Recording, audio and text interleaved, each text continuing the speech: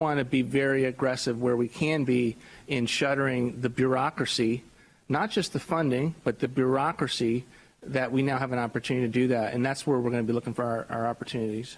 So you're saying there's been a snapshot of 4,000 jobs cut. Correct.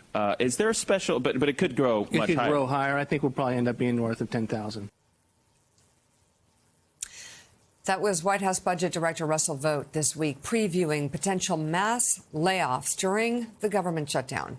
Vought, who was a key architect of Project 2025 and also served as OMB director during President Trump's first term. He has been a catalyst behind the administration's efforts to fire federal workers, gut key agencies, and slash foreign aid. Now, a piece published jointly by ProPublica and The New Yorker is taking a deeper dive into Vought's dismantling of the federal government, chronicling his rise from the mailroom of the U.S. Senate to what some call the Shadow President. Joining us now, author of that piece, who spent nearly a year profiling Vought, investigative reporter at ProPublica, Andy Kroll. Andy, it's good to see you. I'm curious what you found overall about who Russell Vought is and what space he's taking in this administration. Are there any echoes of Elon Musk or something completely different? It's good to be here, Mika. The Elon reference is an interesting one, I would say. You know, the first few months of the administration, Elon and his Doge crew were rampaging through the federal government, breaking things and moving fast, to use the Silicon Valley term. And what Russ Vought has done is actually quite different. Russ Vought is methodical. He has been working on his plan to, as he puts it, dismantle the federal bureaucracy, fire workers, in some cases, shutter entire agencies like the Consumer Financial Protection Bureau or USAID. He's been thinking about these things for years. He has been planning them. And in fact, as we report in the piece, drawing on new interviews, new audio that's never been published before, Russ Vought spent the 4 years of the Biden administration laying the groundwork for a lot of the things that we have seen in the last 9 months. And that really helps explain why this Trump administration has looked so different compared to the chaos and the dysfunction of the first one.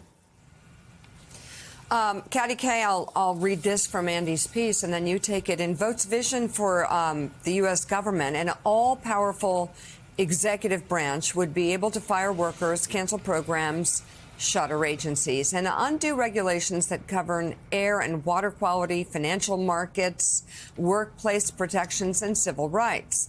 The Department of Justice, meanwhile, would shed its historical independence and operate at the direction of the White House. All of this puts Vought at the center of what Steve Vladeck, a law professor at Georgetown, described to me as the Trump administration's complete disregards for the law. And if you look at historical parallels and you read books like the one written by former Secretary of State Madeleine Albright or Anne Applebaum, the groundwork being laid here for destroying democracy. I mean, Mika, it's pretty clear what Russ Vought wants, right? He's written it all out. He wrote it in Project 2025. And Andy, a bit like we've seen with Stephen Miller, these two men spent 4 years out of office very carefully studying the levers of the power of government, building the coalitions that they needed to build in order to get this done, raising the money that they needed to raise in order to enact the immigration policies that they want. So I guess the question is, we know what he wants. We know they've worked hard over the last 4 years to try and get as much of this agenda through as they can. How much of this can they do? How far can they go? I mean, based on the 9 months we've seen so far, I think a lot farther than what someone like a Steve Vladeck at Georgetown Law that I spoke to for this story might have expected. And there are a few reasons for that. I mean, the first reason is that Congress, in particular the Republican majority, has put up nary a whimper, any kind of defense to the extremely aggressive posture that the Trump White House, and in particular OMB Director Vought, have taken. Russ Vought has essentially said to Congress, we are going to short-circuit the entire appropriations process, the power of the purse. Congress's #1 job priority, by freezing billions of dollars, by rescinding billions of dollars, by essentially jamming up the whole government funding process. That is not how Schoolhouse Rock taught us the Constitution in the federal government is supposed to work, and yet that is what Russ Vought has done, and Congress has not really put up much of a fight. And then if you look at the way this administration has been succeeding in court so far, in the lower courts, mixed record. At the Supreme Court, much more success so far. And so I think there is a level of surprise, even among legal scholars who thought that, Russ Vought would have a better chance of succeeding given all the preparation, a little bit of surprise at how aggressive the administration has been, how little opposition from within the Republican Party there has been, and how successful they've been at the courts. And again, we're just 9 months into this administration. Andy, just one quick question. So he's had all this time to do all this planning.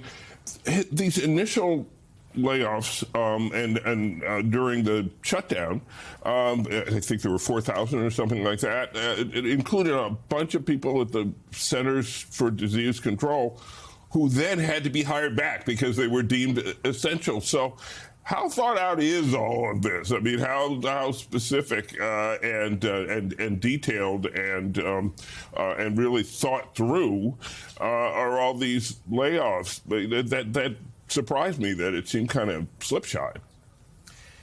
Yeah, it surprised me a little bit as well. I think what you're seeing is a bit of a disconnect between what someone like Russ Vought at the top wants, which is find me as many cuts to the federal workforce as you can. Again, this is someone who, as we reported last year, wants to put federal workers, quote unquote, in trauma. He wants to traumatize them so they don't want to come to work, they don't want to work for the federal government, and they leave. So there is that sort of top level goal. But clearly the implementation at the lower levels is rocky in some places, or the people implementing Vought's directives are moving too quickly or aren't quite sure who they're firing because, yes, CDC workers fired and then brought back.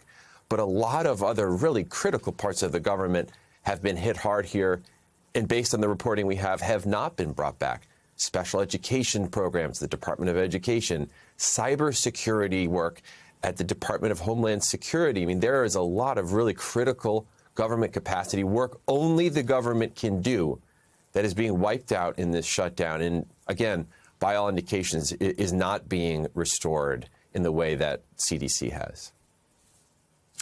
Investigative reporter at ProPublica, Andy Kroll, thank you so much. His new reporting on Russell Vought is available to read online at ProPublica and The New Yorker right now. He's also author of the book entitled Death on W Street.